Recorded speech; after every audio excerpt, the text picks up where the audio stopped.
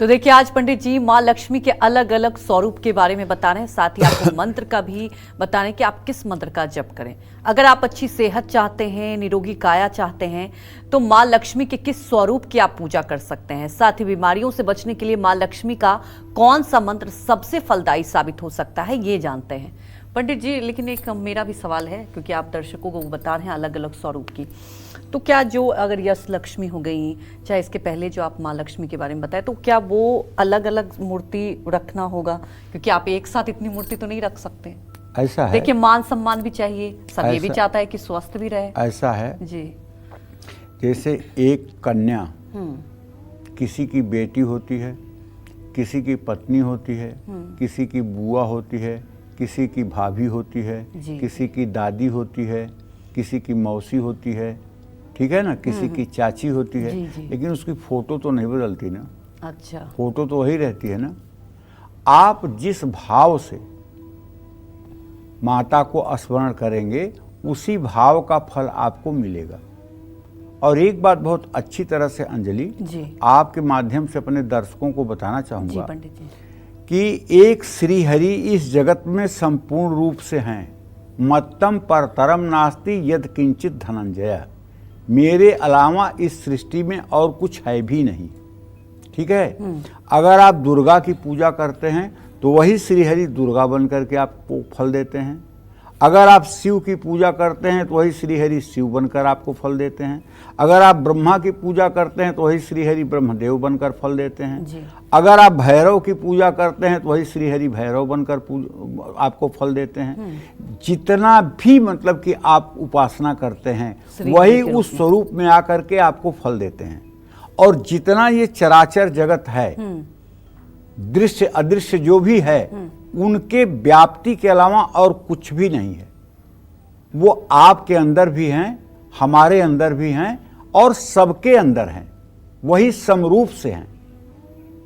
हरि व्यापक सर्वत्र समाना, प्रेम ते प्रगट होई मैं जाना।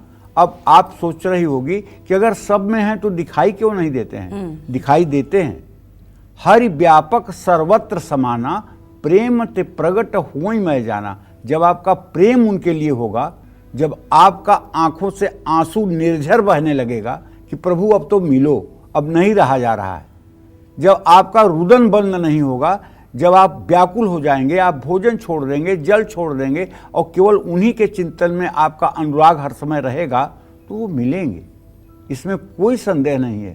लाखों भक्तों को मिले हैं, लाखों संतों को मिले हैं। इस कलयुग की जब हम बात करते हाँ, इस कलयुग की बात, ये कलयुग तो बहुत अच्छा युग है। कल समान नहीं आन जुग, जऊ नर कर विश्वास, केवल राम नाम ते तरहि भव बिनु प्रयास। सतयुग में यज्ञ करने के बाद सफलता मिलती थी, त्रेता में यज्ञ करने के बाद सफलता मिलती थी, द्वापर में साधना करने के बाद सफलता मिलती थी। कलयुग में तो केवल आपके यश जिह्वाग्रे वर्तते नाम तुभ्यम। अगर आपके जिह्वा पर केवल राम नाम चल रहा है, कृष्ण नाम चल रहा है, राधा नाम चल रहा है, शिव नाम चल रहा है, तो आपकी गाड़ी पार। आपको प्रभु मिलेंगे, इसी कलयुग में मिलेंगे। बस आप दिल से नाम। और कलयुग का एक महात्मा और बता दूं, कलि न होई कछु मानस पापा, कलि कर एक पुनीत प्रतापा। कलयुग का जो सबसे बड़ा पुनीत प्रताप ये है कि पहले क्या होता था कि मन में अगर हमने आपके प्रति कुछ बुरा सोच लिया तो वो पाप हमें लग जाता था दूसरे युगों में। लेकिन कलयुग में अगर आपने मन में कुछ सोच लिया और आपने उसको किया नहीं तो वो पाप आपको नहीं लगेगा। तो मतलब इस युग में मुझे लगता है भगवान को पाना ज्यादा आसान, बहुत आसान है। कलयुग में भगवान को पाना बहुत आसान है।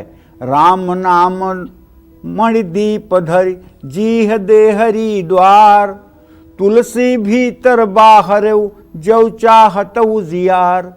राम नाम का दिया जला करके अगर आप अपने जीभ पर रख लें, माने राम नाम आपके जिह्वा पे चलने लगे, तो तुलसीदास जी कहते हैं कि आपके भीतर और बाहर दोनों जगह उजाला हो जाएगा। इसमें कोई दो राय नहीं है। तो कलयुग तो बड़ा ही अच्छा युग है।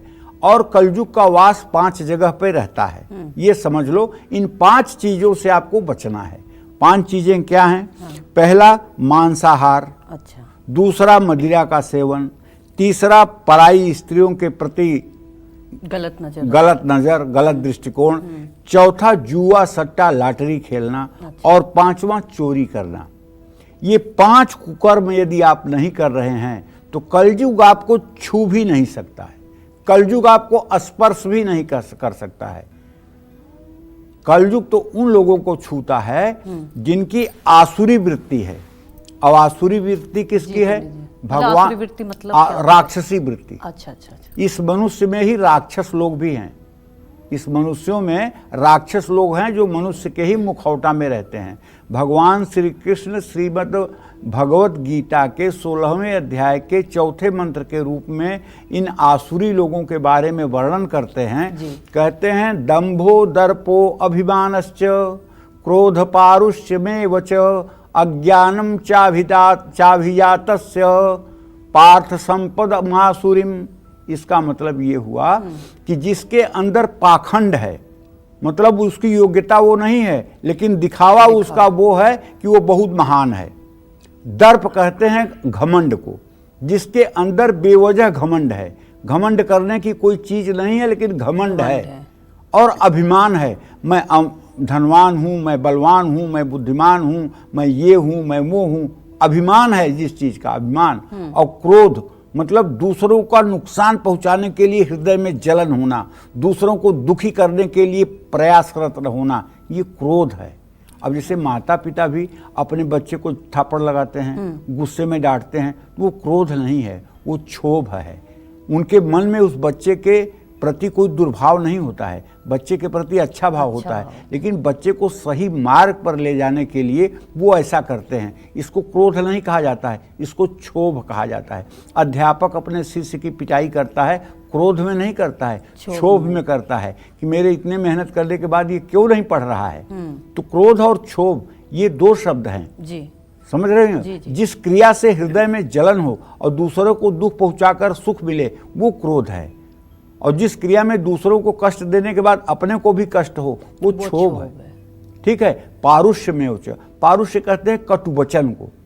कुछ लोग ऐसे वार्ता करते हैं समाज में कि उनकी बात तीरों से ज्यादा विषधर होती है। जी बिल्कुल पंडित। इसको परुष वचन कहते हैं, इसको परुष वचन कहते हैं। पारुष्य में उच्च। अज्ञानम मतलब अज्ञान क्या है? वैसे तो अज्ञान की बहुत बड़ी परिभाषा है, लेकिन छोटी परिभाषा बताता हूं। यदि मैंने मान लिया कि ये मैं हूं, ये शरीर मैं हूं, ये अज्ञान है।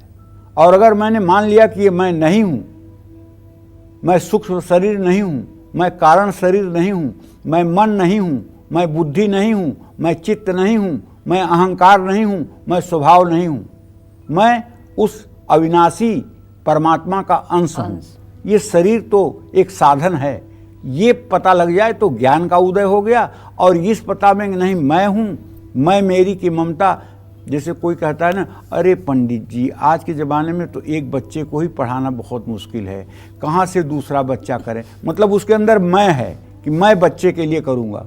अरे 2 घंटे की आपकी उम्र की पता नहीं है कि अगले घंटे क्या होने वाला है। बच्चों को तू पढ़ाओगे? पढ़ाने वाला ऊपर बैठा है, वो चाहेगा तो पढ़वा देगा। मैं नहीं कह रहा हूं कि इसका मतलब आप 10 बच्चे पैदा करिए, लेकिन ये भी मत कहिए कि मैं कर रहा हूं, ऐसा भी मत करिए। तो अज्ञानम चाभिजातस्य पार्थ संपद मासुरीम, ये राक्षसी वृत्ति के लोगों के 6 लक्षण हैं। जो लोग राक्षस प्रवृत्ति के हैं उनके अंदर ये सारे दुर्गुण पाए जाते हैं। तो कलयुग के समान कोई अच्छा युग नहीं है, बस श्रेष्ठ आचरण करने की आवश्यकता है। जय मां विंध्यवासिनी।